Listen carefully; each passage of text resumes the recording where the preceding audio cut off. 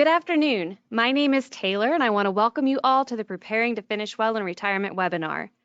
I would like to introduce you to our speakers for today, Art Tennell and Joel Reister. Art serves as Director of Retirement Solutions at Guidestone, providing leadership to a team of relationship managers who serve churches, seminaries, state conventions, and other ministries across the country. Based in Nashville, Tennessee, Art joined Guidestone in 2020 after almost 2 decades of ministry through various leadership roles at Lifeway Christian Resources. He also served previously as administrative pastor for his church near Atlanta, Georgia. Art is a chartered retirement planning counselor and earned his Bachelor of Business Administration degree from Mercer University and a Master's of Business Administration from the University of Georgia. He and his wife Ruth have been married for more than 30 years and are highly active in their local church and in the lives of their 2 grown children and new grandchild. Art loves inspiring and helping people to creatively solve problems and sees opportunities in their lives and works to help them live with purpose and hope. Joel joined Guidestone in 1999 and currently provides leadership to the Guidestone Financial Educators team. Joel has served Guidestone's members in various capacities in customer solutions, retirement relationship management, marketing, and retirement plan education. He holds a bachelor's degree in accounting from Hardin-Simmons University and worked in public accounting before being called into ministry. He later attended Longston Theological Seminary to pursue an MDiv. He served on staff at 4 Texas churches in various roles as student pastor, senior pastor, and business administrator over a span of 25 years. Outside of work, Joel enjoys spending time with family and traveling, as well as being active in his local church. Before we get started, I want to let you all know that you will have the opportunity to submit questions to our presenters by typing them into the Questions tab in the control panel, which is located in the top right of your screen. You can send them at any time during the webinar, and we will answer as many as we can during the Q&A session, which will be held the last 15 minutes of the webinar. Please know that we may not get to all questions, but we will do as many as we can. We have a lot to cover today, so let's get started. Why don't you kick us off, Joel? Okay, Taylor, thank you. And Art, pleasure to be here with you today, serving our members. And I just want to welcome everyone and say what a privilege it is to serve you and be able to be before you today. The whole point of today's webinar is to make sure every servant of Christ finishes well. You know, Art, as I was preparing for this, I couldn't help but think about King David in Psalm 37. He says, I was young and now I'm old. And Art, I understand that more and more every day. But he said, I've never seen the righteous forsaken or their children begging bread. God, we trust God's going to take care of us. But David's son Solomon also said in Proverbs 21, good planning and hard work lead to prosperity, but hasty shortcuts lead to poverty. So it is about stewardship. We need to be good stewards of what God has entrusted to us. And, you know, Art, I learned early in life, it's important how you start a race, but it's vital how you finish. And so we want to help our members finish well. And that's the whole point of today's webinar. So true. So here are a few things that we'll be addressing today. We'll talk about retirement and what that word conjures up in your mind. Just a overview of some steps that you can take and checkpoints at different ages, what you need to be aware of and steps to take. And we'll even talk about some of your withdrawal options and then give you some concrete action items to take away today, some homework, so to speak. For sure, Joel. It wouldn't be worth it if we didn't have that, right? Right.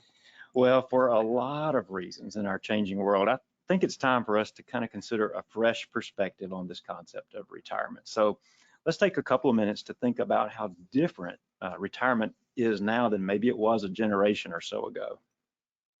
Retirement is changing. It's a short phrase, Joel, right? It is, but it's loaded. Oh, isn't it? So much behind it. And we could just start with just 1 or 2 things. Like, think about pensions. If we could see our audience and have them raise their hands if they have a pension as part of their retirement plan, I bet it would be just a small fraction of the audience that could raise their hand. Or maybe if we asked them, have you worked at the same employer for your entire career? I bet it would be a tiny fraction. Not what it used to be. Yeah. For sure. So we want to acknowledge up front that it is not just about the money.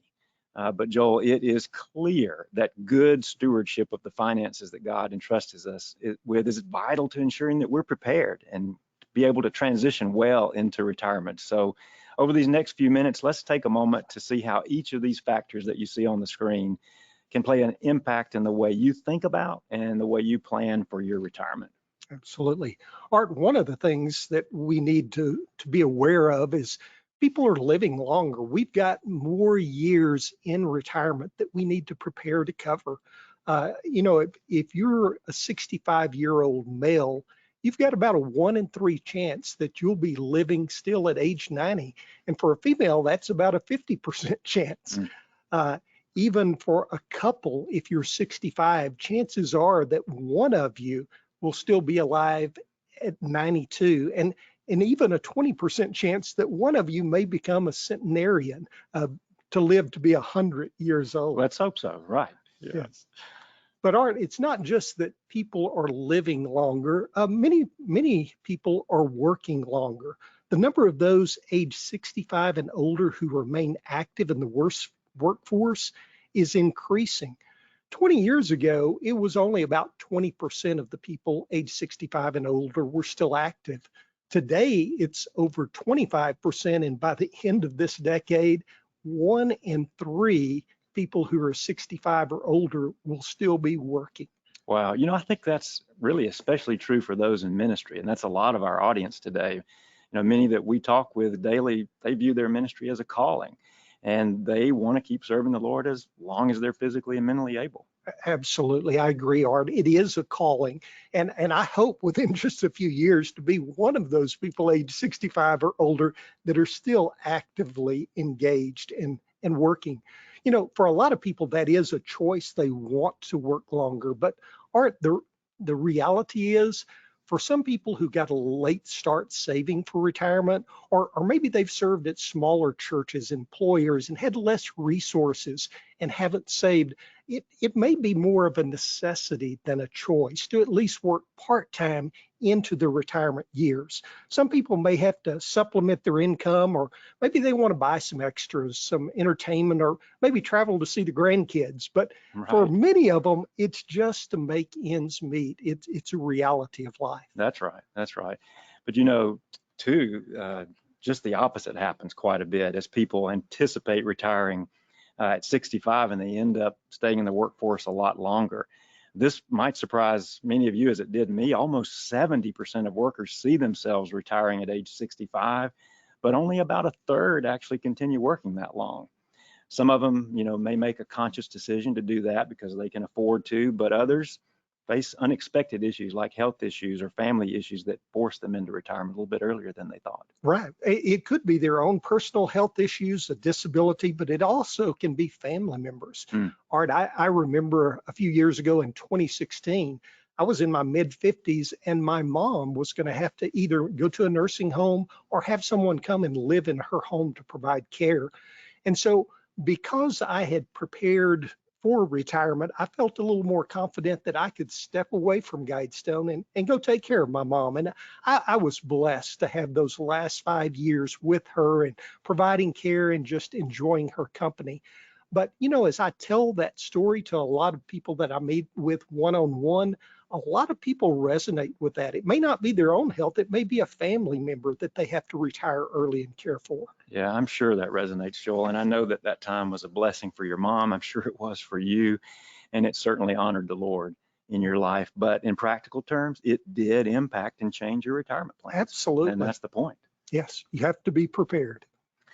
Well, switching gears a little bit here, let's all take a moment to picture ourselves in retirement. So I imagine there's thousands of different pictures that we could come up with here based on the people on the call here, but I bet each one is unique, and I bet it's also quite different from maybe what our grandparents' retirement looked like back in those days. Some people see themselves spending more time with family. Some want to volunteer more. Maybe, Joel, they want to take that mission trip they haven't been able to go on before. Maybe they have a hobby in the trunk that they finally can get out and use, or maybe they want to travel. So it's going to look different, right, for many of us, but there's one common thread through all of this. it's going to require resources. And because it requires resources, it requires a good plan to get there. Absolutely. So retirement may seem like a moving target, and it is unique to every individual, but that's all the more reason to make sure we're planning and preparing now so that we can finish well in retirement. Well, thinking about planning, let's think about all the different factors that are involved in that, and there's so many of them, and this screen here shows you those. And we need to focus on the ones where we can make a difference. And so this screen helps us see that. If we look over on the right side of the page, Joel, outside of our control, longevity, you've already talked about that. We don't control that. We know the one who does, but we don't have any control there. There's other things like inflation, and we've gotten quite a dose of reality in the last year, haven't we, on inflation? It can really impact our retirement portfolios and what we have to deal with at the end, or how much it's going to cost to live then. But again, we don't control it, nor do we control the government and market returns and the economy. So we need to set those things aside, know that they have impact, but we can't really work on them today in a practical way. Same thing in the middle of the page there. How long are we going to be able to work? We have an idea, we may have a plan, but we really only have, like we've said, partial control in that department. So that leaves us with all those things on the left. And this is where we're going to focus our time for the rest of the webinar, because we can take actions here. We can walk away with some to-dos that can help us make a difference. That's great, Art. That can seem a little overwhelming looking at everything on that screen. Yes. So let's focus on the things that we can change or actions we can take to make an impact on our retirement. The first one that you talked about, Art, was savings in that ring, our retirement savings. So here are a few rules of thumb, and really the first two are more goals, whereas the third one is an action item. So the first one, most financial planners recommend that you target having 70 to 85% of your final working year's income saved up for retirement, that you'll need 70 to 85% of that in retirement. So for example, you may have a home mortgage that's paid for. So that may reduce expenses some. Maybe you travel less, your transportation costs go down a little when you retire, maybe even medical costs if you sign up for Medicare are reduced. But you're still going to need 70 to 85% of your pre-retirement income. And by the way, Social Security is coming up later, but normally that only provides about 40%. So your retirement savings is a big source for that. Good point. So the second goal is, if we save early and on a consistent basis, our goal is to have 8 to 10 times our final salary set aside in a retirement plan, so that we have sufficient funds that if we do live longer, if we have to retire early, those funds will last us for a lifetime. Yeah, Joel, and then the last one here is probably my favorite of all three. You know me as a pretty practical guy, right? Absolutely. And the thing we can walk away and do something about is this one. And this is to be annually contributing at least 15% of our salary into our retirement plans. If you listen to most financial advisors and planners, they're going to all be saying about that same thing, because that's literally what it takes to build up that 8 to 10 times your salary, like you just mentioned. It's a takeaway for us. And when we say 15%, it's not just 15% of the one spouse's salary, it's of the household's income, right? Right, that's very important, yes, because if both are working, you're depending on both streams of income. So you need to save 15% of both. That's Great right. point. Yeah, and some people may be listening and saying, wow, 15% is a really high number. And it does sound pretty high, right? It is a significant portion. And so just like the rest of us on the webinar today, we've got to find a place to start. So our advice would be to start somewhere. Start where you can and ladder up that savings amount until you get to 15 as soon as you can. Absolutely. That's step number one. Start where you are and incrementally increase. So I'd write this one down. Yes. Start saving 15%. Yes, great goal. So not only do we look to our retirement savings at Guidestone, but Social Security is a big source, a primary source of retirement income for most Americans. As I mentioned, it may only replace about 40% of our income, but it can have a huge impact, Art, when we decide to take Social Security. Now, for most of our listeners, they may have heard the term full retirement age. That's going to vary depending on the year they were born, but for most of our listeners, it'll be somewhere between 66 and 67. Now, if our listeners wanted to retire early or take Social Security early, the government allows that as early as age 62, but it is a tremendous impact. It can reduce your benefits by over 6% for every year you apply early. So applying at 62 could have an impact of 25, 30% reduced income for a lifetime. Now, if you flip that around, Art, if people are able and enjoy doing what they're doing and they're still working and active, like I mentioned, after 65, if you can delay that until age 70, every year you delay, your benefits increase by about 8%. So that could be 25 to over 30% lifetime income, extra income, not only for you, but if you pass away, your spouse has a survivor benefit, and that could impact your spouse even after you're gone. Wow. Yeah, so it's the timing of this decision is critically important. It is. Very And significant. I would encourage our listeners to go out. You see the website on your screen, ssa.gov. You may get, if you're 60 or older, an annual reminder of what your benefit estimate may be. But even so, you can go out to Social Security's website and sign up for an account, create an account, and get an accurate estimate before you ever turn 60. You can do that in advance to know what the projections are, and you can even see your income over the years, your reported earnings. I've had more than one of our members say that they logged in to look, and whatever they reported to the IRS didn't get to Social Security correctly, and they had to go out and make some changes because Social Security looks at your 35 highest earnings years when they estimate your benefits, and if one of those are wrong, you need to get it corrected. So I would just encourage all of our members to go out and sign up for an account and get an estimate. Yeah, great encouragement, Joel. And then, Art, something else that happens in our 60s, we need to be aware of Medicare. Now that it can seem really confusing. You got all these letters on the screen, A, B, C, D. Yeah. And it can be really confusing. I would encourage people to go to the website, www.medicare.gov. It's a great website that tells more about the different parts of Medicare. It tells when and how to apply, and even gives an explanation that will help you determine if you need additional supplement insurance to go along with what you have. So it's a great resource. Now, just briefly, Part A has to do with hospitalization, and Art, for most of us, Part A is free.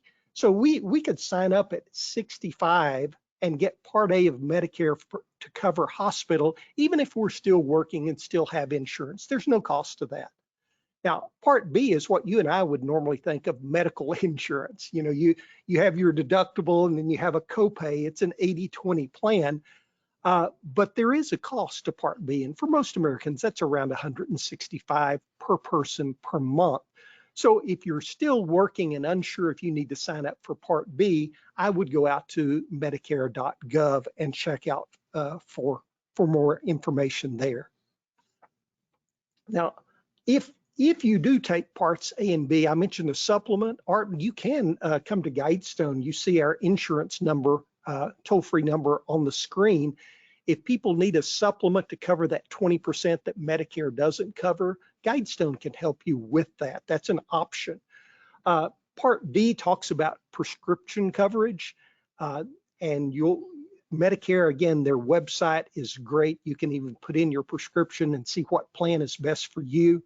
But Art, you may have seen commercials with your favorite athlete or former actor talking about call in and see if you qualify for all these great benefits. I have seen those, Joel. Yeah, yeah. There are a lot of interest in what's Medicare C or Advantage plans. Now, these are not the government plans. These are private insurance companies, and they consolidate Parts A, B, and sometimes D for a low or no premium, but they manage the cost. So you'll want to make sure if you go to that, that you have providers in your network. You'll have to go to a primary care physician that refers you, make sure they're in the network. It's a little more legwork, but it could save you some time and money. But that's a choice to think through now. Yeah, great. So much to think about, Joel. Absolutely. Thank you for that. A lot of great detail.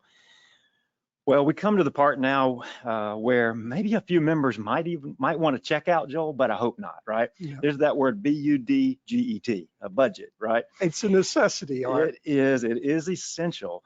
If you think about it, how can you know what your expenses are going to be in retirement if you don't take the time to establish a budget? Right. And I like to think of a budget not as confining, but as freeing. Because you get to decide in advance how to use the money and steward it that the Lord has brought your way. So it's basically a plan for what you want to do with the money. And all of us need to have a budget going into retirement if we haven't already. Another thing we need to be doing is looking to pay off debt, particularly non-mortgage debt. It will tremendously help us in retirement with that plan and being able to afford to live on that more fixed income.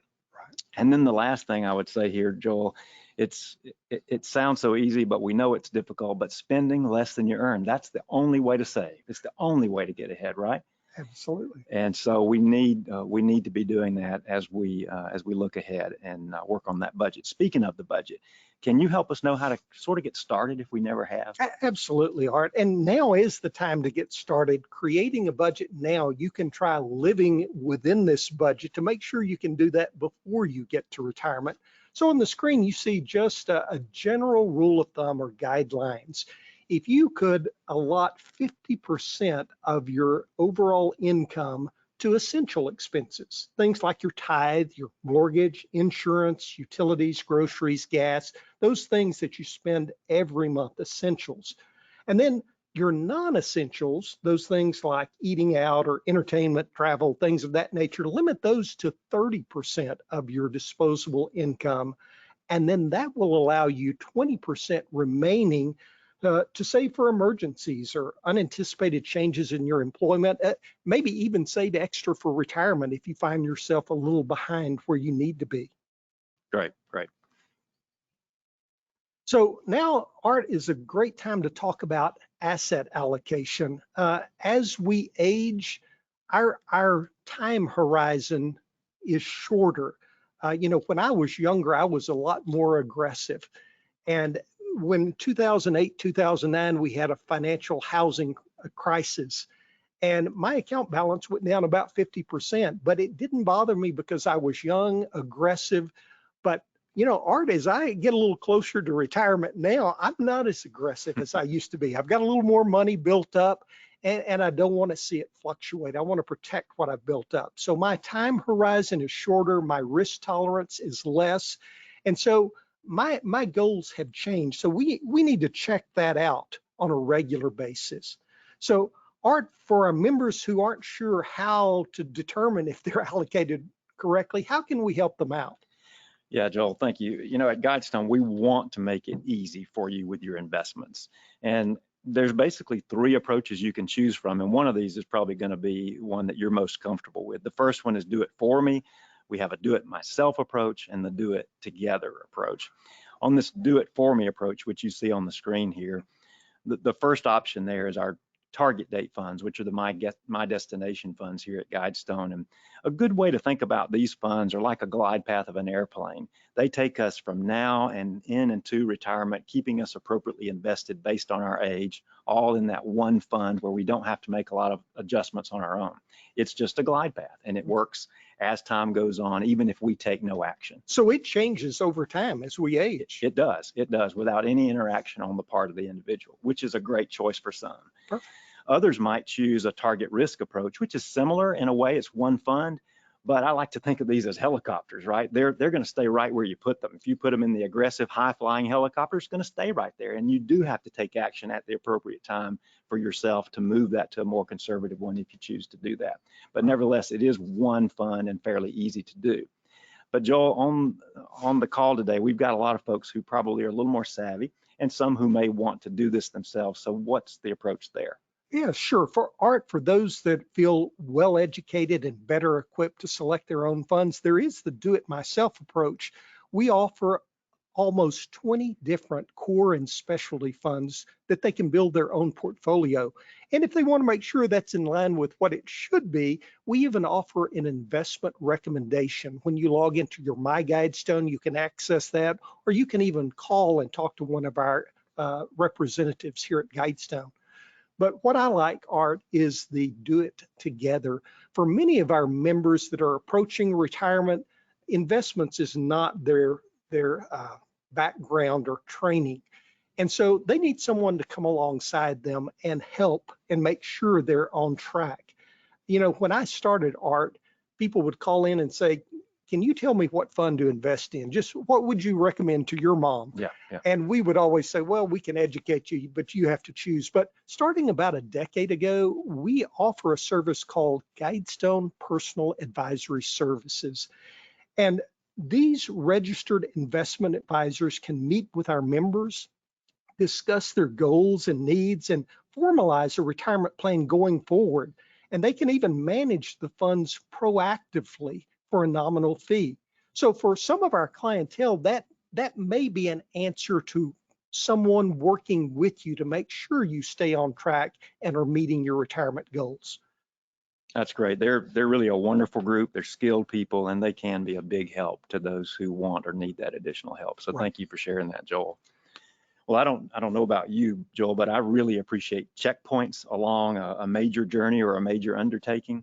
So when it comes to retirement, what are some good checkpoints on our journey that might help us over the last few decades of our life? Sure. Well, most of our audience is probably at least in their 50s. And basically at age 50, the IRS has recognized that most of us haven't saved enough for retirement.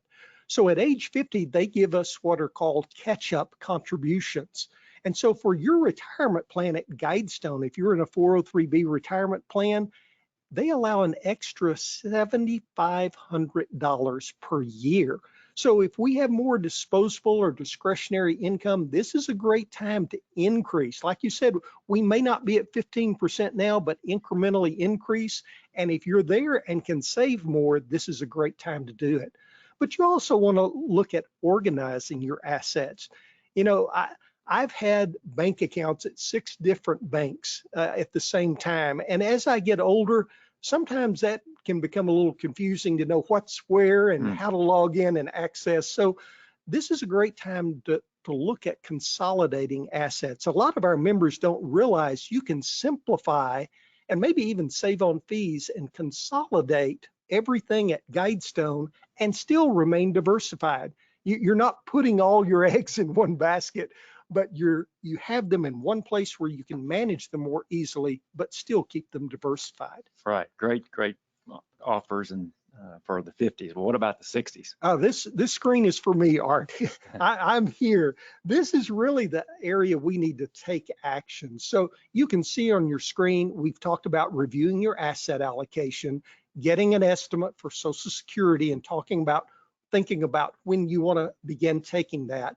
Even preparing for your retirement income at Guidestone and creating that budget that we all need, and then consider enrolling in Part A of Medicare. Well, that brings us to the 70s. Some of our listeners may be there or maybe there soon. And so there's a couple of major points there that we need to begin once we turn 70, accessing Social Security, sign up and begin taking benefits. There's really no reason to wait any longer, right? None at all. And for those that may still be working or not working, a required minimum distribution comes to the scene here in the 70s. So once a person reaches age 73, then if they're not still working, they are required by Uncle Sam to begin taking required minimum distributions from their retirement account. Now, if they are still working, Joel, right, they don't have to start that yet. That's a great point, Art. And for some that may have IRAs or other retirement plans, and they're still working, if they don't need to take that money and pay those taxes to Uncle Sam, they can consider consolidating those into their Guidestone plan where they are active and delaying those. Yeah, great point. So, Art, I know we talked about homework a little earlier. I know our participants didn't sign up for this, but there are some next steps that we can take. Help us know what our members need to do next. That's right, Joel. There is a little bit of homework here, and we've talked about most of this, but let's think about how to plan for that starting line in retirement and how to know what to withdraw from what we've so diligently saved. And the first step is that budget that we talked about earlier. That's where you'll determine your retirement need by calculating the income sources that you have compared to those expenses that you're projected to have in retirement. That will tell you if you have a shortfall or a surplus. And then based on that, in step 3 there, you'll be able to choose which retirement income option makes the most sense for you. Okay. And Art, when you talk about retirement income options, now for all of our listeners, one of the options you can see there may be more than one option if you're listening, but for all of our listeners, a systematic withdrawal is one option where you leave the funds invested in the fund or funds of your choice, and you tell Guidestone how much money you need. So you can start at $1 amount. If that's not enough, you can change it, you can start it, stop it. It's very flexible. You can even take out lump sums to pay for things like home repairs or a new car. So it's very flexible. The only downside are you've got to be a good steward, or you could end up exhausting all of those funds in your retirement account if you're too aggressive. Good point, good point. But you know, one of the other options for our Southern Baptist listening audience, there are lifetime annuities. These are streams of income more akin to Social Security. So you would be guaranteed a set amount. You know what the amount is up front. When you annuitize, it's an irrevocable decision. You can't undo this. So you need to make sure before doing this. But you know what your income is, and you cannot outlive it. It's for a lifetime, and you can even set it up for yours and your spouse's lifetime. So it's a great option if you need to maximize the income in retirement. It's great that you know what the amount is and you can't outlive it, but inflation can eat into that. And you don't have the option of going and grabbing some extra money for home repairs. Yeah, that's great to know. It's great to learn more about that annuity option too, Joel. It sort of reminds me a little bit of a steady pension. It is very much like that. Yeah. Well, do I have to choose between one or the other of those two options? That is a great point, Art. You do not. It can be a combination. What a lot of our members may do is take the annuity option. If their shortfall after Social Security is $1,000 a month, they may annuitize a portion of their account to cover those basic necessities and leave the rest invested and draw it out as they need it. So it gives you a little more flexibility in your option. So you can do what is a combination benefit. That makes sense. Thank you. So Art, here's where the homework comes in, the rubber meets the road, so to speak. So what are the next steps that we need to do walking away from this webinar? So you can see several things on your screen, but number one, if you haven't gone to Social Security's website, I would encourage you to do that and get an estimate of what your retirement income benefits will be from Social Security. Number two, log into your Guidestone account. If you need help, call us and we'll make sure that you're able to get into your account. But there is a great retirement income estimate tool that we've recently updated that you can get an accurate estimate of what your income options and amounts would be. And there's a great budget worksheet. You can go ahead and fill that out and get started on your budget now. And two, Art, if people have other retirement accounts and they're looking at a retirement income projection, you can add those in to see what impact that would have on your retirement income at Guidestone. That tool is an excellent tool. And I would hope that would be one more thing I would write down and go and do after this webinar. Yes, the retirement income estimate. And of course, while you're logged in, you want to look at your asset allocation. And if you need help, remember there is an investment recommendation. You can do that online or call us and we'd be happy to help. Visit medicare.gov. We talked about doing it together. So if you need help, our investment advisors can come along and help you if you want the Guidestone personal advisory services. But Art, this last slide is near and dear to my heart. I know it is. I have a team that I'm privileged to lead of financial educators, and their whole purpose is to come alongside our members and answer some of these questions. Some of our members may leave today with more questions than they had when they started. And so if they need an appointment, we're going to offer those one-on-one individual appointments by phone or over the computer, just to make sure we come alongside our members and make sure they're prepared. So I would encourage them to take advantage of that. That'll be great, Joel. And I think in the follow-up email, there will be a link to sign up for these appointments. And that would be another great takeaway from this webinar. Absolutely. And by the way, if you need more information on anything that we've talked about, go to guidestone.org/webinars. There's some great webinars on Social Security, Medicare, even the budgeting and saving. So we've got just a couple of minutes left here. So Taylor, I know some of our members may have questions, so let me turn it over to you and let us know if we need to address some of those or clarify any points. Perfect. Well, first, a huge thank you to our panelists for covering this topic. Let's take a few moments to look at the questions that were submitted. We had a lot for today's presentation, so unfortunately we won't get to get all of them, but continue to send those in and maybe we'll answer those as we go through this. But we have had a couple of questions specifically around opting out of Social Security. And so I'm going to combine two of them just maybe for time purposes. Any special advice or thoughts for those pastors who opted out of Social Security? And in addition to that, if you've opted out of Social Security, how does that change the general rule of thumb percentage you've given? Okay, great question, Taylor. So for those ministers who have opted out of Social Security, that replaces about 40% of your pre-retirement income. So you may need to save additional funds, another maybe up to 15% to cover what Social Security would have paid out. Now, you may still want to check and see if your spouse has enough quarters, or maybe you have other quarters of credits that you've worked in secular work that you still qualify for some Social Security. So I would still encourage them to go out and check out the website and see if they have any benefits coming. But again, if they've opted out, you need to save more, and this is the time to do that with the higher contribution limits after age 50. That's a great point, Joel. I mean, don't let another day go by without trying to pour more into the bucket to be ready for that day. And would you suggest, if they're checking with Social Security, that this might be a good time to talk to a live person about their situation to find out if they might qualify for something through their spouse or otherwise? Absolutely, and they can go to a local office. Most places within 30 miles or so, you have a local Social Security office, and I would encourage them to sign up for an appointment at their local office. That's great. All right.